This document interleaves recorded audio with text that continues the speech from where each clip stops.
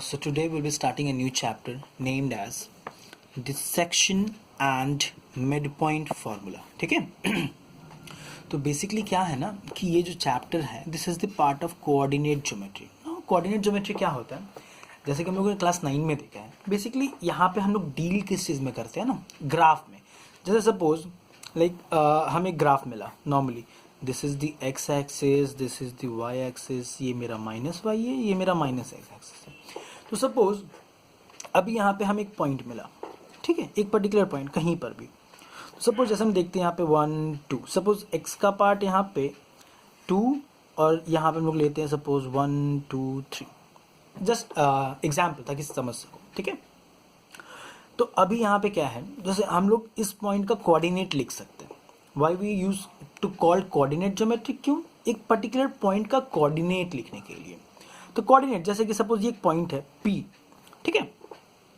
तो इस point P का वैल्यू क्या होगा, पहले हम लोग x देखते हैं, ठीक है, x. तो यहाँ से हम लोगों ने काउंट किया 1 2, तो x हुआ हमारा 2. अगर y में हम लोग देखते हैं तो y 1 2 3, तो ये 3 पे आ रहा है, ठीक है. तो अभी क्या होता है ना, हमें ऐसे ढेर सारे पॉइंट्स मिलते हैं, ढेर सारे पॉइंट्स मिलते हैं. अलग अलग फिगर को हमें कंफर्म करना रहता है, बताना रहता है कि ये फिगर है, मतलब बहुत सारे हमें मिलेंगे हमें, ठीक है. वो हम बाद में डिस्कस करेंगे. पहले तो बेसिकली अगर हमें कोई भी एक पॉइंट मिलता है तो वो हमेशा x और y के फॉर्म में मिलेगा. मतलब एक पॉइंट जो भी पॉइंट हमें मिलता है उसके एक x वैल्यू रहेगा और एक y वैल्यू, चाहे वो पॉइंट यहाँ हो या इस साइड हो या इस साइड हो या इस साइड हो, किसी भी साइड. सपोज अगर यहाँ पे रहता है, ठीक है, ये 1 2 यहाँ पे आया मेरा 1, तो अगर एक पॉइंट इधर पर, ठीक है, ये पॉइंट है हमारा. तो ये पॉइंट अभी हम लोग लेते हैं, सब उसको इसको हम लोग Q एज इन लेते हैं, ठीक है. ये पॉइंट Q है तो इसका कुछ कोऑर्डिनेट होगा, इसका कुछ वैल्यू होगा. तो x के हिसाब से ये 2 हुआ, पर y के हिसाब से ये माइनस वाई वाला पार्ट है, तो 2 एंड -1, ठीक है. तो ऐसे करके जितने भी पॉइंट्स रहेंगे हमें वो, तो जैसे कि हमें ये पॉइंट मिला, 2 पॉइंट मिलता है, ठीक है. हमें ये बोलता है P और Q ये एक स्ट्रेट लाइन है या नहीं, हमें ये प्रूव करना है. तो ऐसे ही इसमें, तो देखो यहाँ से अगर नॉर्मल हमें एक लाइन मिलता, तो देखो ये लाइन स्ट्रेट है या नहीं हमें वो बताना है, ठीक है. तो इसको कैसे करेंगे, बेसिकली ये यहाँ पे हम लोग कोऑर्डिनेट ज्योमेट्री में using section and mid point formula हम लोगों को यहाँ पे इन्हीं सब चीज़ को प्रूव करना है, ठीक है. तो बेसिकली जो कुछ इंपॉर्टेंस फार्मूला इस चैप्टर में लगेंगे पहले वो हम लोग लिख लेते हैं, ठीक है. नाउ फॉर्मूला अगर हम लोग देखते हैं इसका क्या है, ठीक है. तो फॉर्मूला में सबसे पहला mid point formula, mid point, ठीक है. तो पहले अगर मिड पॉइंट के लिए हम लोग देखते, नाउ देखो मिड पॉइंट मतलब क्या, एक पॉइंट इधर है, ठीक है, और एक पॉइंट इस ग्राफ में सपोज इधर है. तो हमें बोला इन दो का मिड पॉइंट हम लोग निकाल सकते. चलो अगर हमको ग्राफ मिलता तो हम लोग काउंट कर लेते. यहाँ पे 1 है, ये सपोज मेरा 9 पे आ रहा है, तो 1 से 9 के बीच में 4 होता है ना. तो यहाँ पे हमें वो कोऑर्डिनेट पूरा बताना है कि इसका और इसका मिड पॉइंट वैल्यू क्या होगा. ये कुछ भी रहे, सपोज ये मेरा P है, दिस इज Q, ठीक है. तो ये R एक पॉइंट है, ये R is the mid point of P and Q. इसका x और y हमें बताना है, ठीक है. तो वो कैसे करेंगे, यूजिंग दिस पर्टिकुलर फॉर्मूला, ठीक है. तो मिड पॉइंट का फॉर्मूला है x निकालने के लिए x1 plus x2 divided by 2, ठीक है, और y निकालने के लिए, क्योंकि देखो मिड पॉइंट मतलब ये अगर जो हमारा पॉइंट है r, इसके 2 वैल्यू है, एक x और एक y. तो x निकालने का ये फॉर्मूला है और y निकालने का फॉर्मूला है y1 plus y2 divided by 2, ठीक है. तो वैसे करके हम x और y निकाल लेते हैं. ना इसमें मिड पॉइंट के बाद एक और पार्ट आता है which is known as section formula, ठीक है. सेक्शन फॉर्मूला, ठीक है.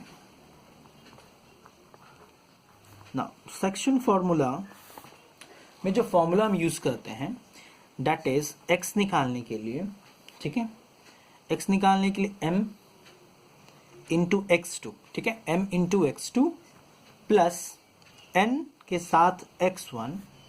अभी हम लोग डिस्कस करेंगे what is m what is n, ठीक है, divided by m plus n, ये x निकालने के लिए।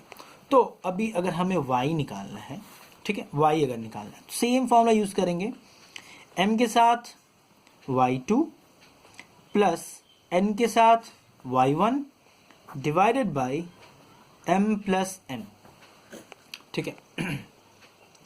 तो देखो अभी ये सारे फॉर्मूलाज हमको मिले मिड पॉइंट के लिए और एक सेक्शन फॉर्मूला के लिए, इसे नोट कर लेना अपने नोटबुक में, ठीक है, क्योंकि ये दो मेन फॉर्मूला हैं जो हमें इस चैप्टर में भी लगेंगे। इसके बाद हम लोग एक चैप्टर करेंगे आपका equation of a straight line, उसमें भी ये पार्ट लगेगा, क्योंकि कोऑर्डिनेट ज्योमेट्री का वो भी पार्ट है। तो कोऑर्डिनेट ज्योमेट्री में जितने भी चैप्टर्स मिलेंगे ना, हमें ये दो फॉर्मूलाज यूज करने ही पड़ेंगे, ठीक है ना। एक और फॉर्मूला, सपोज हमें एक ट्राइंगल दिया, सपोज ठीक है, क्वेश्चन में हमें एक ट्राइंगल दिया, ये हमें बोला पॉइंट ए बी सी, या फिर with any name P Q R X Y Z, कुछ भी। तो देखो अभी ये चीज ग्राफ में मतलब ये एक पॉइंट है, इसका कुछ वैल्यू होगा एक्स वाई, सपोज ये है x1 और y1, ठीक है।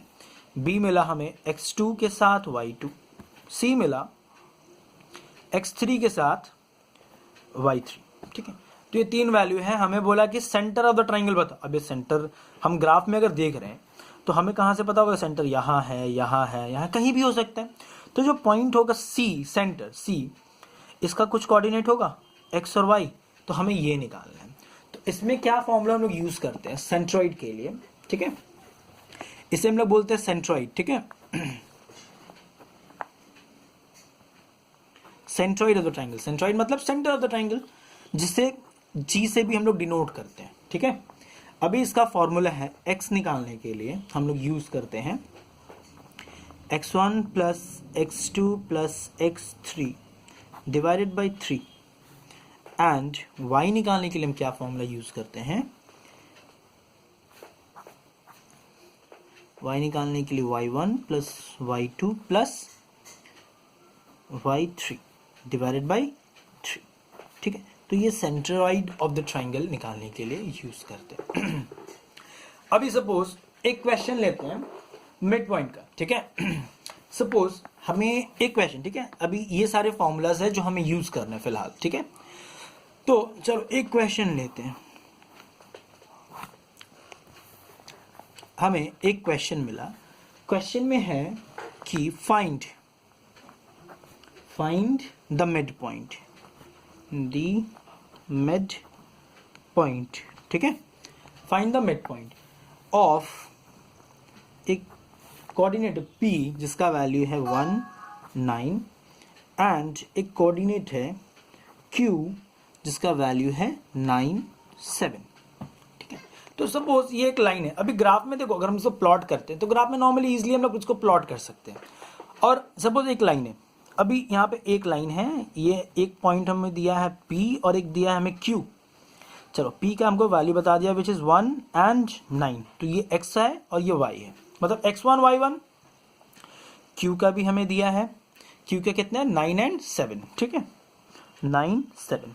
तो हमें बोल रहा है P और Q के बीच का एक मिड पॉइंट है, जिसे सपोज लेते हैं, चलो हम लोग लेते हैं M सपोज, ठीक है। आप चाहो तो कुछ भी ले सकते हो, taking M as an mid point, coordinate, कुछ भी। तो M, तो अभी इसका जो x और y होगा हमें ये निकालना है। मिड पॉइंट का हमें फॉर्मूला पता है, अब भी हम लोगों ने लिखा कि x का वैल्यू है, x निकालने के लिए x1 प्लस x2 बाई 2, मतलब हमें x1 पता है 1, x2 पता है विच इज 9, इन दोनों को ऐड करेंगे डिवाइडेड बाई 2 करेंगे। तो मिड पॉइंट M निकालने के लिए हमें क्या करना है, पहले x का part which is x1 plus x2 by 2 और y के लिए y1 plus y2 divided by 2, ठीक है। तो अभी m करते हैं हम लोग, x1 कितना था हमारा 1 प्लस 9, ठीक है, 1 प्लस 9, 1 प्लस 9 बाई 2, कॉमा देके ये कितना है 9 प्लस 7, ठीक है, 9 प्लस 7 बाई 2, ठीक है। तो इसे हम लोग लिख सकते हैं 10 बाई 2 कॉमा 16 बाई 2, जिसका वैल्यू क्या होगा m इज इक्वल्स टू 5, 8। तो ये रहा हमारा मिड पॉइंट वैल्यू। कि इतना इजी है ये चैप्टर। ठीक है, अभी एक और क्वेश्चन लेते हैं। सपोज हमें क्वेश्चन दिया कि wait let me take an example. चलिए, तो इसमें हमें एक क्वेश्चन दे रहे हैं। ठीक है, नाउ द क्वेश्चन इज कि फाइंड, ठीक है, फाइंड द पॉइंट, ठीक है, find the point which divides the line segment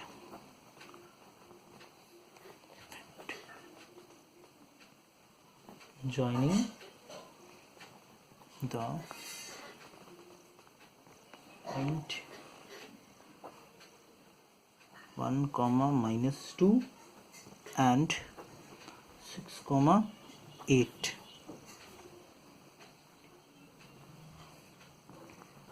internally in the ratio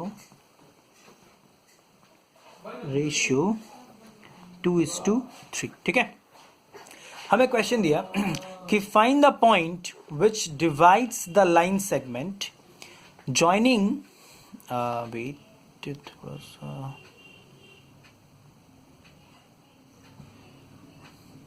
तो क्वेश्चन है कि find the point which divides the line segment joining the point, मतलब ये एक दो पॉइंट है हमारे पास। ठीक है, जिससे एक लाइन, मतलब एक पॉइंट जो है, सपोज एक लाइन, ठीक है, ये हम लोगों ने एक लाइन बनाया। ठीक है, अभी इसे नाम देते थे, सपोज कुछ भी नाम, लाइक एक लाइन है। ठीक है, इसका नाम है ए, जिसका पॉइंट है 1 कॉमा -2। एक पॉइंट है हम लोगों ने लिया बी, इसके हैं पॉइंट 6 कॉमा 8। अभी हमको बोल रहा है कि इसका एक पॉइंट निकालना है जो ये पॉइंट इंटरनली, ठीक है, इंटरनली एक रेशियो में, सपोज लाइक यहाँ पे एक पॉइंट लेते हैं एज इन पी। ठीक है, ये पॉइंट जो है एक तरफ से 2 हिस्सा में है और एक तरफ से 3 हिस्सा में। ठीक है, तो ये पॉइंट हमें बताना है, इस पॉइंट का कोऑर्डिनेट बताना है। तो यहाँ पे ये जो x और y होगा, इसका वैल्यू निकालना है हमें। फिर से एक बार क्वेश्चन देखो, फाइंड द पॉइंट, ठीक है, हमें एक पॉइंट निकालना है विच डिवाइड्स द लाइन सेगमेंट, जो एक लाइन सेगमेंट को काट रहा है। ठीक है, internally in the ratio of 2:3। ठीक है, इंटरनली काट रहा है इन द रेशियो 2:3। तो यहां पे कौन सा फॉर्मूला यूज करेंगे? यहां पे हम लोग यूज करेंगे section formula.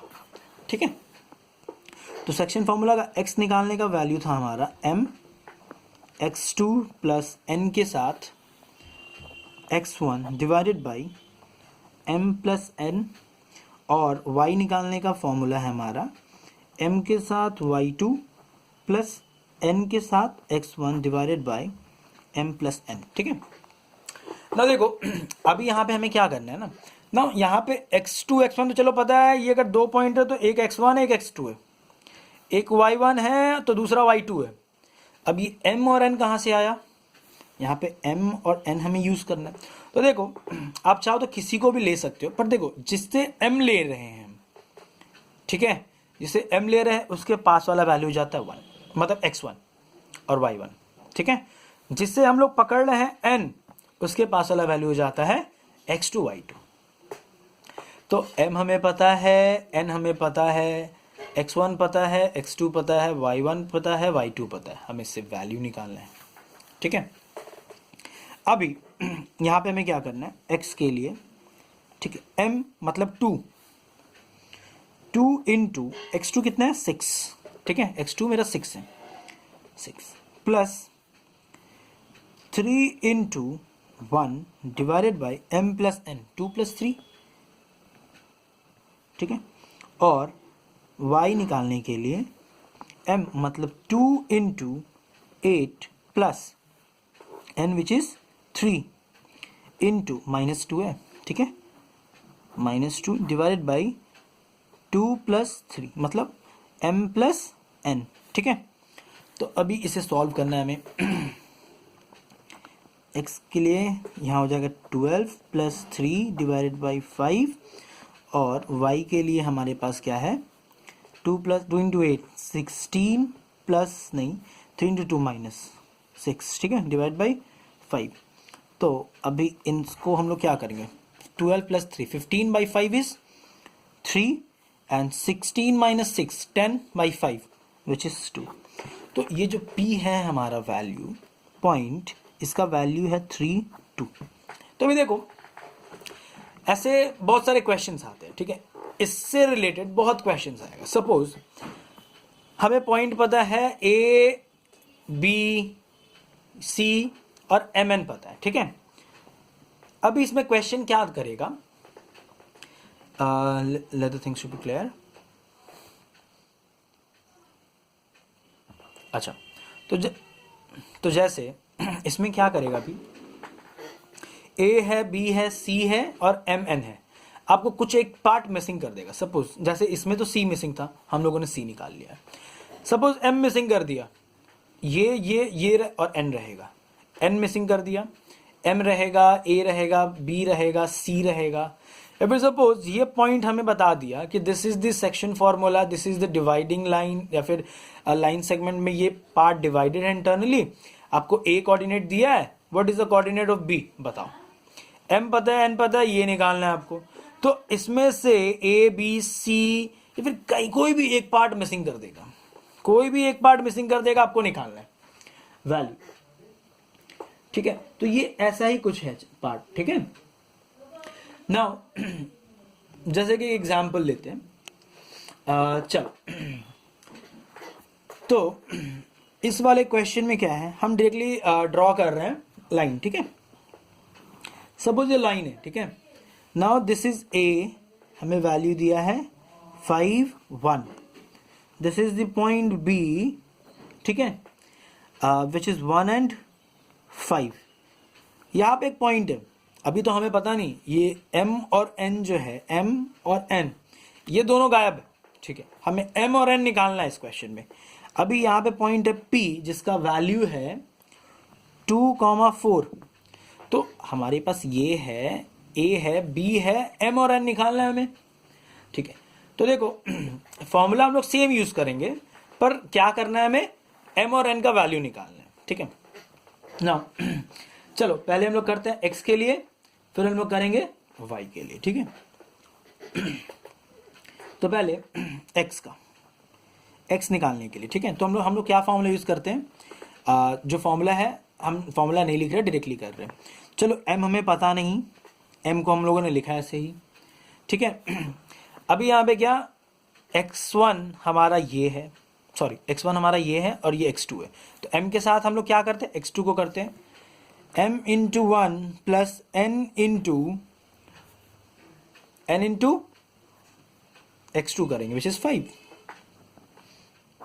Divided by M plus N। अभी इसका जो वैल्यू आता है 2, ये हमें पता है, ठीक है। तो वैसे ही हम लोग y का करते हैं, ठीक है। y के लिए M इंटू y2 क्या है हमारा 5 प्लस n के साथ y1 मतलब 1 into n divided by m plus n जिसका वैल्यू में पता है 4 है। आप चाहो तो इसको इस साइड में लिख सकते हो, कोई इशू नहीं है, ठीक है।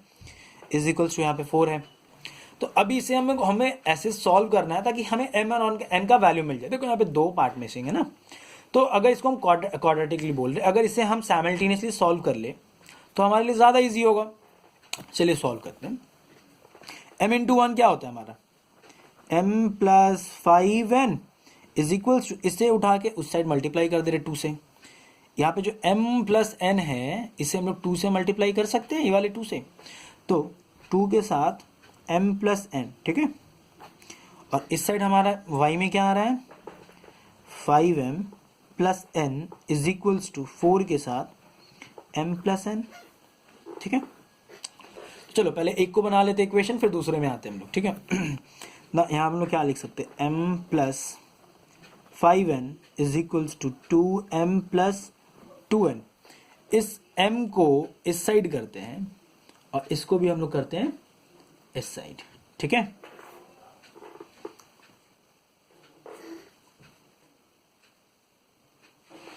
तो पहले एक बार ट्राई कर लेते हैं इसको, उसके बाद फिर हम लोग आएंगे 2 में, ठीक है।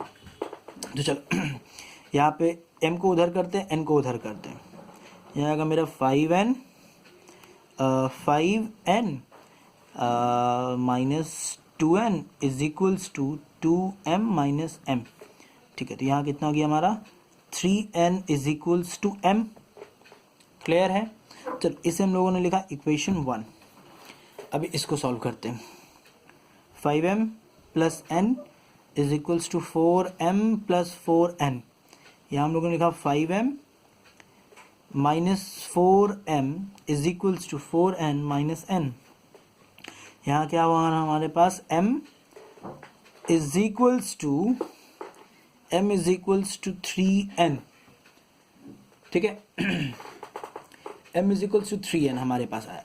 तो एक काम करते हैं कि ये पार्ट हमारा आ गया, ठीक है, इक्वेशन के फॉर्म में। अच्छा, तो इन दोनों इक्वेशन को हम लोगों ने सॉल्व किया। देखो एक चीज़ करते हैं यहाँ पे ना, चलो n को हम लोग यहीं पर रहने देते हैं, ठीक है, m को उठा के नीचे करते हैं, ठीक है, या फिर एक काम करते हैं n को उठा के नीचे करते हैं, ठीक है।